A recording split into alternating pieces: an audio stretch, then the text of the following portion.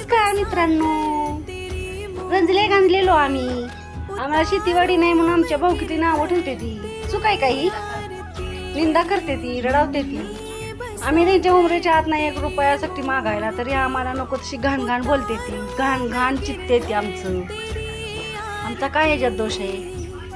संसार केला ती चुकलं का आमचं? नांदायला आलोय म्हणल्यावर जिथं दिलंय तिथं राहायच लागतं ना. असू नसू शेतीवाडी जगते तीच की माणसं, पण आम्हाला इथं माणसं अशी टॉर्चर करतात लई. असा समाज असतो का?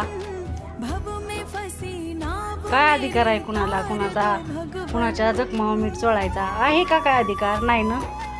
बघा या जगात माणसं अशी आहेत, अन्याय करते ती, जुलूम करते ती, वाईट मार्गाने हसते ती, बोलते ती.